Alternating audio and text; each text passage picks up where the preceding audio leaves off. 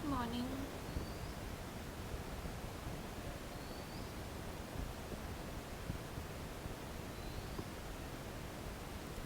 Good morning.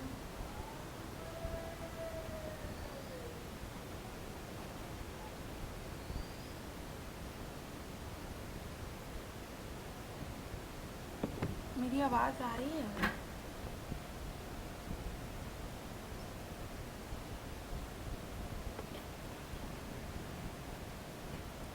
ठीक है, तो लास्ट क्लास में जो पढ़ाया था वहाँ तक हो गया। यश, आप बहुत दिनों से नहीं आ रहे हो क्या?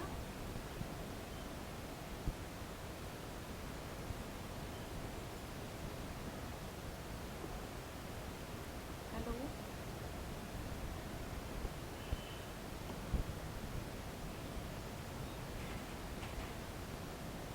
हेलो।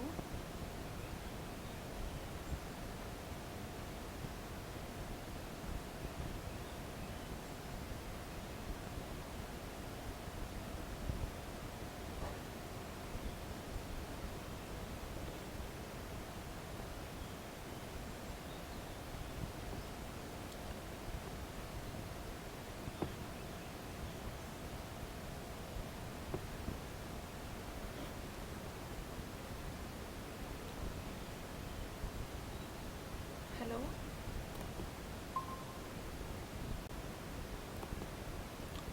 आवाज़ आ रही है मेरी? यश, आवाज़ आ रही है मेरी?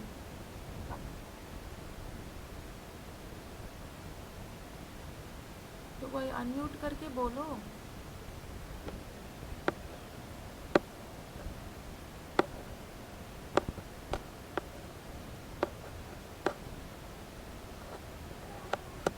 ओके। बहुत दिनों से आप आ नहीं रहे हो।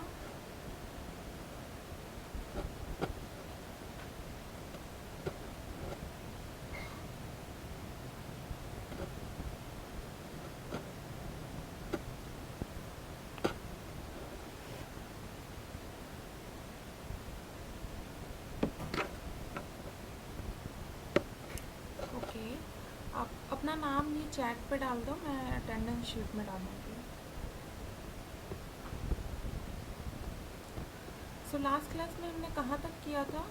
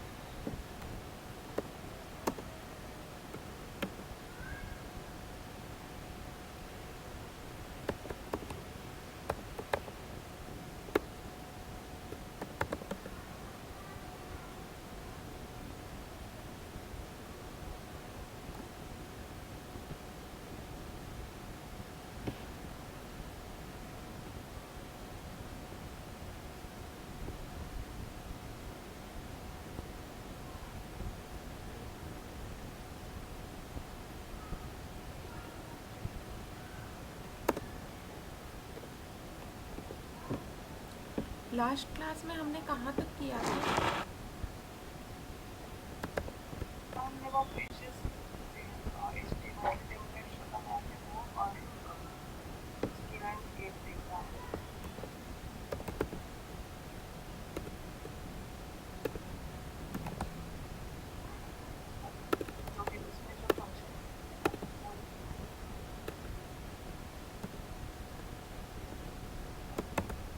समझ आया उतना?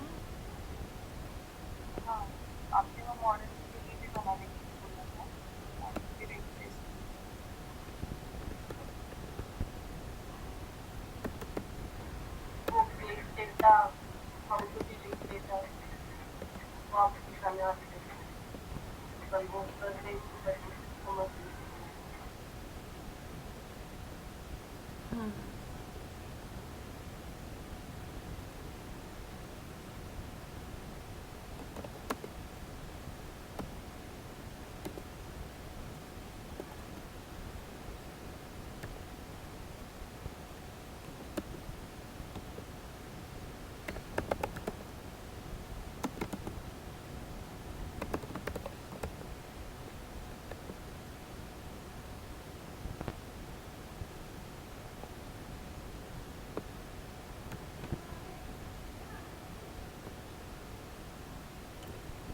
वाला क्वेश्चन आपको, ये वाला टेस्ट पेपर आपको डे 12 में भी मिल जाएगा जब आप पुल करोगे तो, ठीक है।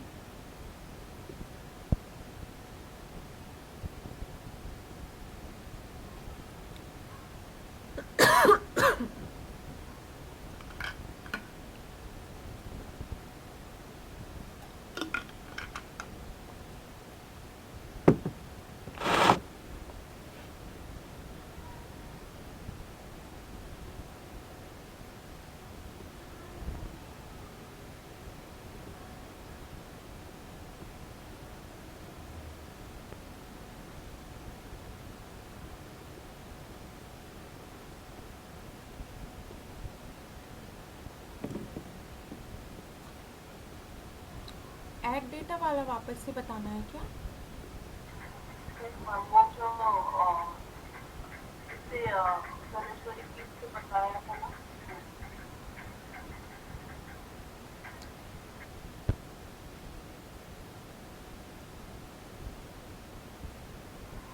वो पोस्ट का किया था ना हमने, पोस्ट वाला। हाँ, तो वो पोस्ट कैसे करना है वो वाला, ठीक है। तो उसका रिकॉर्डिंग हुआ नहीं था ना।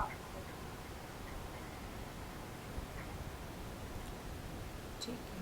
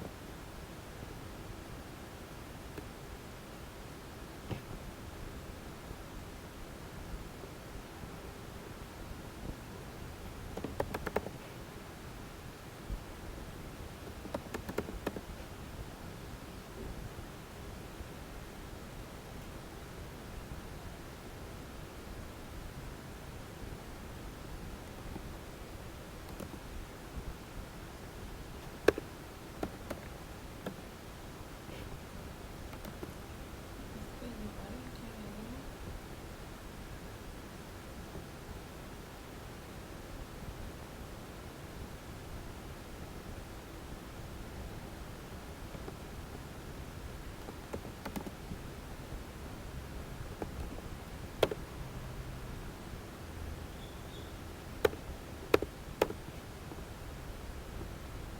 यही वाला वापस से बताना है ना?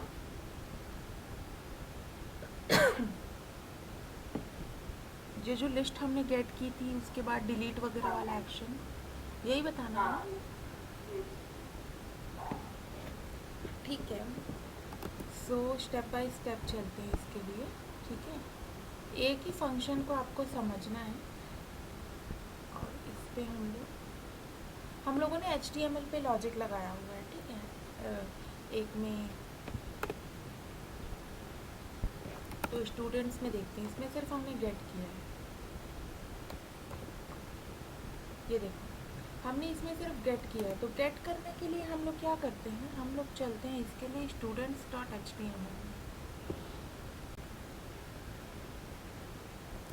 देखो जब भी हमको गेट करना है तो हम सिंपली फॉर लूप चला देंगे, ठीक है। तो जब हम जिस भी कॉन्टेक्स्ट को फॉर लूप से चलाते हैं ना, रन करते हैं, तो उसका सारा डेटा दिख जाता है। तो हमने यहाँ पे कॉन्टेक्स्ट में क्या भेजा है, हमने स्टूडेंट्स सेंड किया है। स्टूडेंट्स में अपने पास 100 प्लस स्टूडेंट्स हैं, तो अगर हमको एक एक करके उनको दिखाना है तो हम लोग क्या करेंगे, फॉर लूप रन करेंगे उसके लिए, है ना। तो यहाँ पे हमने उसके लिए फॉर लूप रन किया है। और फॉर लूप कैसे रन करते हैं, डबल करली ब्रेसेस से रन करते हैं। करली ब्रेसेस और परसेंटेज का यूज़ करके रन करते हैं हम लोग। सो यहाँ पे हमने रन कर दिया और बोल दिया कि फर्स्ट नेम और लास्ट नेम शो होना चाहिए। नहीं, ये दूसरा वाला पेज है, सॉरी।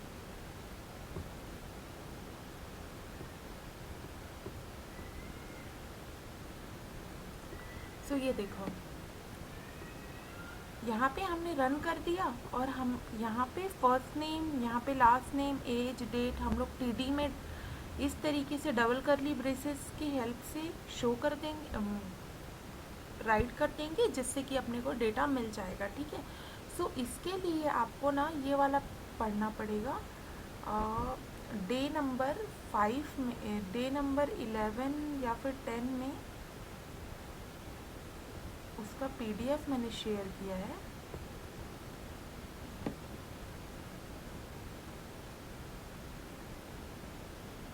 डे नंबर 10 में शेयर किया। ओके। सो डे नंबर 10 को आप वापस से पढ़ना, उसमें से कुछ समझ में ना आए तो वो चीज़ आप फिर से पूछना। ठीक है। सो बेसिकली इसमें की पॉइंट्स क्या क्या हैं वो मैं आपको बता देती हूँ। हम जेंगो टेम्पलेट्स बनाते क्यों हैं? HTML फाइल्स को जो है डायनेमिक करने के लिए हम लोग जेंगो टेम्पलेट्स का यूज़ करते हैं। ठीक है। तो जेंगो टेम्पलेट्स कितने तरीके के होते हैं? तो बेसिकली डबल करली ब्रेसेस एंड परसेंटेज, ये दोनों की हेल्प से हम लोग यूज़ करते हैं। फॉर लूप वगैरह, फॉर लूप या फिर इफ एल्स हम लोगों को चलाना है, इंक्लूड करना है, तो हम लोग ये टैग यूज़ करेंगे, करली ब्रेसेस एंड परसेंटेज। और अगर हमें डेटा गेट करना है तो हम लोग नॉर्मली डबल करली ब्रेसेस यूज़ करेंगे। इतनी चीज़ें क्लियर है? सो इतनी चीज़ें क्लियर होने के बाद मतलब इसको आप फिर से पढ़ना। ठीक है। सो यहाँ पे मेन की पॉइंट्स वही है। मैम ठीक। ये समझ में मतलब हम लोग ने जो व्यूज डॉट पाई में वो किया है ना, कैसे करके वो इस बार बताना, क्योंकि मैं कल देख रही थी रिकॉर्डिंग में, तो कुछ नहीं समझ में आ रहा। ओके, ये पोस्ट वाला आपको जानना है, मतलब ये वाला और डिलीट वाला। हाँ हाँ, वो सब कैसे किया, तो क्या स्टेप्स के बाद क्या किया। ओके। तो हम डेटा कैसे गेट करते हैं HTML में, ये तो आपको समझ में आ गया है ना। अब उसके लिए हम लोगों को डेटा ले जाना भी पड़ेगा। तो डेटा ले जाने के लिए हम लोग बनाते हैं व्यूज़। हम लोग लिखते हैं व्यू और व्यू में लिखते हैं लॉजिक। एंड उसके अगर हमें फॉर्म वगैरह बनाना होता है तो हम फॉर्म्स डॉट पाई में बनाते हैं। ओके। सो अब हम लोग क्या करेंगे, हम लोग इसके लिए एक तो गेट स्टूडेंट के लिए हमने कर दिया। तो गेट स्टूडेंट में सिंपली हमने क्या किया है, सिर्फ ऑब्जेक्ट डॉट ऑल करके सारा डेटा हमने स्टूडेंट में ले आए हम लोग। अब हम लोगों को डेटा ऐड करना है, स्टूडेंट का डेटा ऐड करना है। तो ऐड करने के लिए क्या फंक्शन, उसके लिए भी हमको फंक्शन लिखना पड़ेगा। तो फंक्शन किस तरीके से लिखेंगे हम लोग, जो भी उसका नाम है वो दे देंगे, request as a argument send करेंगे। ठीक है। अब हम लोग देखेंगे ये request dot method equal to post है कि नहीं है। सो ऐड स्टूडेंट में हम लोग चले जाते हैं, add underscore student dot HTML पे चले जाते हैं। सो देखो यहाँ पे सिंपली मैंने क्या लिखा है, टाइटल में ऐड स्टूडेंट डाल दिया, ये प्रॉपर HTML है। हम देखते हैं जेंगो वाला काम का क्या है। जेंगो की काम की सिर्फ ये 3 चीज़ें हैं। ठीक है। और ये हम लोग सेम उसी लाइन पे डाल दे रहे हैं, href डाल दे रहे हैं एंकल टैग में, तो इसलिए ये डाल दिया। ये नहीं भी डालेंगे तो भी चलेगा। जेंगो की काम की सिर्फ ये 3-4 चीज़ें हैं। तो सबसे पहले तो पोस्ट चेक होता है, ये वाला पोस्ट और ये वाला पोस्ट जो है वो चेक होगा। ठीक है। अभी ये चेक हो गया तभी आगे बढ़ेगा। अगर पोस्ट मेथड नहीं होगा तो वो वहीं पे एरर दे देगा। तो ध्यान रखना, जब भी आप कोई ऐड वाला फंक्शन बनाओ तो उसमें व्यूज़ में भी पोस्ट होना चाहिए। अब इसके बाद हमने एक फॉर्म बनाया है, ठीक है, जिसमें हमने सारे फील्ड्स यहाँ पे डाल दिए हैं। तो ये बहुत सिंपल फॉर्म है जिसमें हमने इंपोर्ट कर लिया है जेंगो फॉर्म्स को। And forms dot model form में हमने एक फॉर्म क्रिएट किया जिसमें हमने सारे फील्ड नेम डाल दिए। चाहे तो हम यहाँ पे फील्ड नेम को हटा भी सकते हैं, जिसको हम बोल देंगे कस्टमाइज ऐड कर रहे हैं हम लोग। तो फ्रंट एंड पे वो चीज़ नहीं दिखेगी, लाइक HTML पेज में हम वो यूज़ नहीं कर सकते। फिर हमने वो फॉर्म जो है व्यूज़ में पास कर दिया, क्योंकि हमें डेटा ऐड करना है तो हमें फॉर्म बनाना पड़ा। यहाँ पे हमने रिक्वेस्ट डॉट पोस्ट यूज़ किया क्योंकि हम कुछ ऐड करना चाहते हैं इसलिए। इसके बाद नेक्स्ट लाइन ये होगी, इफ़ फॉर्म इज़ वैलिड। सो हम देखेंगे कि ये जो फॉर्म है ये मॉडल के इसमें जो डेटा आ रहा है और मॉडल में जो डेटा हम एक्सपेक्ट कर रहे हैं वो डेटा सिमिलर है या नहीं है, वो वैलिड है या नहीं है। अगर वैलिड है तो सेव कर दो, अगर वैलिड नहीं है तो यहीं पे एरर होगा, ठीक है। सो यहीं पे वो एरर दे देगा। सो अभी हमने डॉट नेक्स्ट लाइन पे हमने डॉट सेव कर दिया। अब उसके बाद हम लोग रीडायरेक्ट कर रहे हैं, तो सिंपली पोस्ट का जो कॉन्सेप्ट था वो यहीं पे कंप्लीट होता है। इसके बाद ये हो जाएगा, इफ़ का पूरा जो लॉजिक है वो एग्जीक्यूट होगा। उसके बाद हम लोग रिटर्न कर देंगे इस वाले पेज में, ठीक है, जहाँ पे हम लोग पास क्या कर रहे हैं, फॉर्म पास कर रहे हैं। ओके, ये चीज़ क्लियर हुई।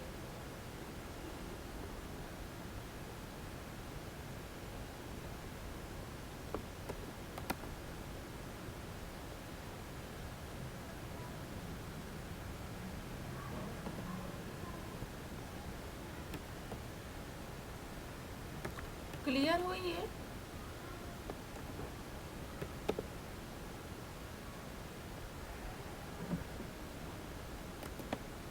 आवाज़ नहीं आ रही क्या मेरी? मैं बार बार वहाँ पे आके देखूँ, चले तो नहीं गए तुमको?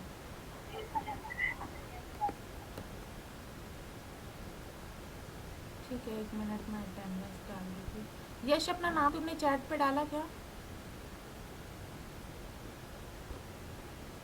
साबरी और धनेश्वरी बस आया ना।